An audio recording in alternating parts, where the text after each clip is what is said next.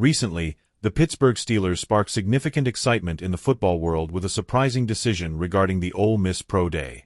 Although it had been anticipated that head coach Mike Tomlin and general manager Omar Khan would attend this important event, what actually happened was unexpected. The team decided to send other key members of the organization instead of the two top decision-makers. This move has generated numerous speculations and questions about the strategy the Steelers are implementing and how it will affect their future in the NFL. In this article, we will explore the details of this decision, what it means for the franchise, and how it could influence their upcoming draft choices. To understand the magnitude of the decision made by Pittsburgh, it's essential to first grasp the importance of the Ole Miss Pro Day for the organization. This event is one of the most important in the pre-draft cycle for college football, as it gives NFL teams the opportunity to evaluate players who are about to be selected in the draft.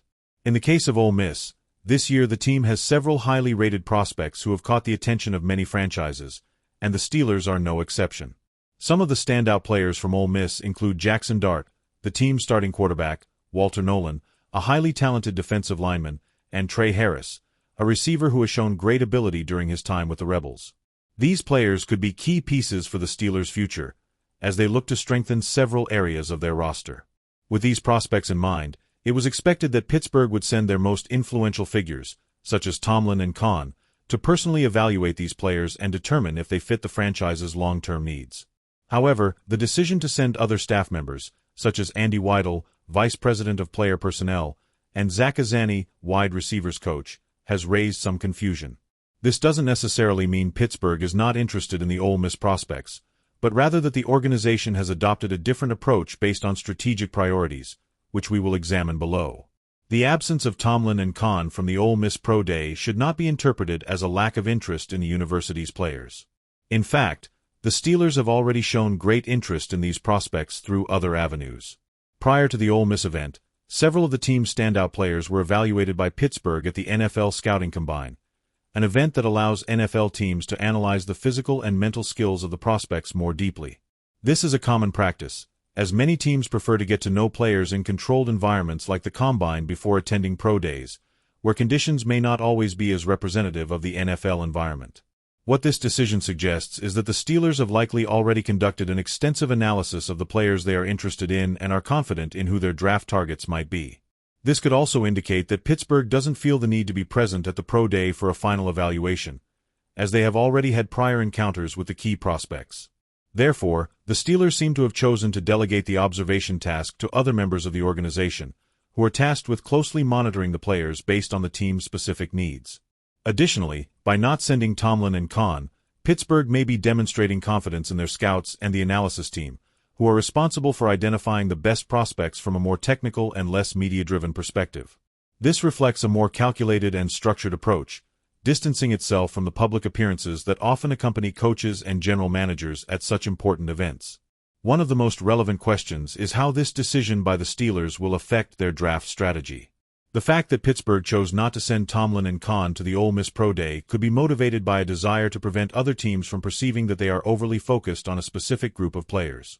In other words, this move could be part of a broader strategy to conceal their true interests and prevent other teams from getting clues about their draft plans. Furthermore, since Pittsburgh has already evaluated the Ole Miss prospects at the Combine, they may be looking to distance themselves from direct competition for these players, trusting that their technical evaluation will be sufficient to make informed decisions without the need for additional presence at the Pro Day. This could be a way to avoid other teams, who haven't had as many previous interactions with the players, trying to get ahead of them in selecting those same prospects.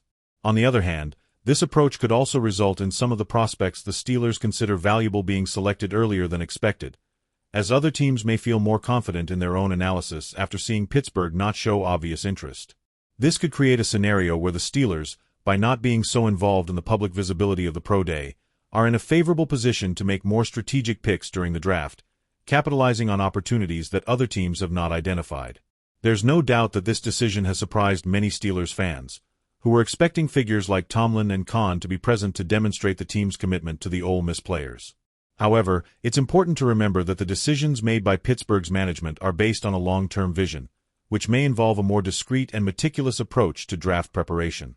Steelers fans are wondering if this move will give the Ole Miss players a chance to be selected in the draft by Pittsburgh or if other prospects will become priorities for the team. In any case, What's clear is that the Steelers are making strategic decisions based on their deep knowledge of the players and a more organized approach that's less focused on the media spectacle. Mike Tomlin and Omar Khan's absence from the Ole Miss Pro Day should not be seen as a sign of disinterest, but rather as a strategic move reflecting the direction the Pittsburgh Steelers are taking in their draft approach. By relying on their prior evaluations and internal competition, Pittsburgh is making it clear that they are committed to identifying and selecting the best prospects, without needing to be the center of attention at every public event. With this approach, the Steelers are not only looking to strengthen their roster but also maintain a competitive advantage as they approach the NFL draft. What do you think of this decision? Do you believe Pittsburgh is taking the right path by focusing on the Ole Miss prospects, or do you think they should have been more visible at the Pro Day to strengthen their presence in the selection process? We'd love to hear your thoughts in the comments. Don't forget to subscribe for more analysis and news about the Pittsburgh Steelers. An important development has just emerged that could change the future of the Pittsburgh Steelers. The team, which recently traded for DK Metcalf, is now positioned to pursue a new quarterback, and the pick could come in the upcoming draft. Let me tell you all about this bold strategy and its implications for the 2025 season, as well as the potential consequences of this decision. If you're a Steelers fan, stay tuned because this news is sure to surprise you.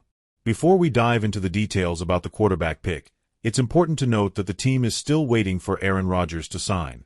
He would be a short-term solution, but does this interfere with the Steelers' long-term plans? This raises a big question.